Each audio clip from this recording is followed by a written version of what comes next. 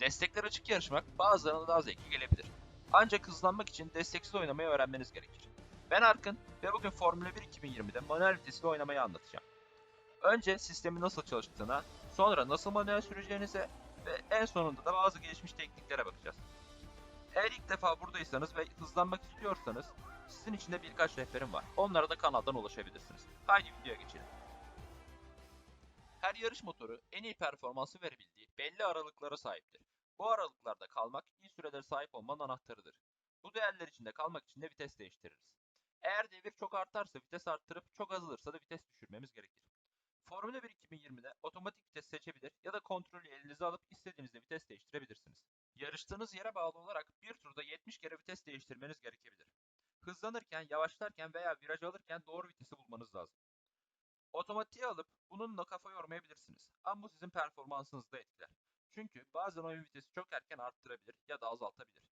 Bu yüzden motorun tam gücünü kullanamayabiliriz. Manuel oynamak ise motorun gücünü tamamen kullanmanızı ve bazı gelişmiş tekniklere erişmenizi sağlar. Vites arttırmak manuel oynarken ilk ve en kolay öğrenilen şeydir.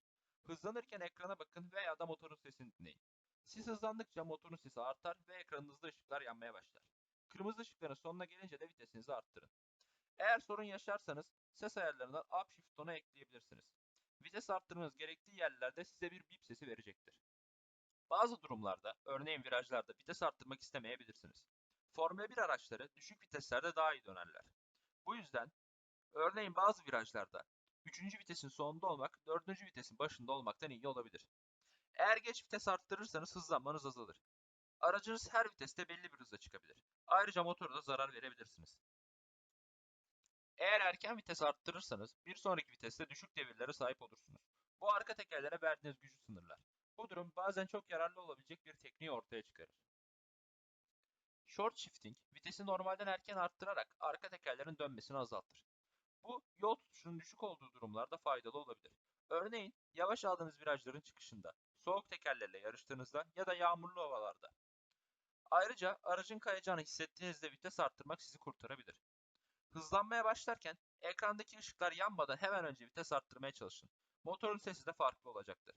Bir süre uğraştıktan sonra doğru anı hissetmeye de başlarsınız. Gelelim vites düşürmeye. Vites arttırma gibi düşünebilirsiniz. Ancak bu sefer ışıklar sönerken ve devir düşünce vites değiştirmeniz lazım. Eğer çok geç vites düşürürseniz daha yavaş hız kaybedersiniz. Ancak Formula 1'de çabucak yavaşlamanız lazım. Hızlı vites düşürmek sert fren bölgelerinde çok önemlidir. Erken vites düşürürseniz motor fazla devirde olup çok sık ve hızlı yapılırsa da hasara neden olabilir. Ancak bazı durumlarda çok kullanışlı bir tekniğin de temelini oluşturur. Engine braking, çok hızlı vites değiştirerek motoru zorlamanızı ve daha hızlı yavaşlamanızı sağlar. Bu teknik, frenleme ve aracın sahip olduğu downforce, Formula 1 araçlarını çok kısa mesafelerde çok çabuk yavaşlamalarını sağlar. Bu sayede geç fren yapabiliriz. Bu teknik ayrıca aracın arkasının dengesini azaltır. Bazı virajlarda işimize çok yarasa da bunu fazla yapmak spin atmamıza sebep olabilir. Vites değiştirmek için doğru ritmi de bulmalısınız. İlk başlarda ekrandaki ışıklara bakarak vites değiştirebilirsiniz. Bir süre sonra bunun aslında hep aynı şey olduğunu fark edebilirsiniz. İşte bu yüzden bakmadan vites değiştirmeyi öğrenmelisiniz. Daha önce de bahsettiğim gibi vites değiştirdikçe motorun sesi değişir. Buna alıştığınız zaman bakmadan vites arttırmada ve azaltmada size çok kolay gelecektir. İkinci olarak her zaman hangi viteste olduğunuza veya başlayınca hangi viteste olmayı planladığınıza dikkat edin. Ben hangi viteste olduğumu aklımda tutup vites azaltırken belli bir ritmi tutturmaya çalışıyorum. Örneğin 5, 6, 7, 8, 7, 6, 5, 4, 3 ve viraj için doğru vitestesiniz. Ekrana ufak bir bakış her zaman size yardımcı olabilir.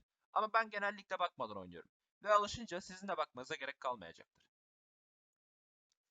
Bu tekniklerle birlikte manuel viteste rahatlıkla oynayabiliyorum ve eminim artık siz de oynayabileceksiniz.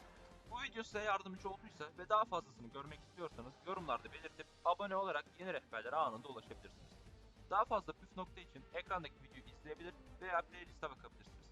Yarışlarda bol şans, hoşçakalın.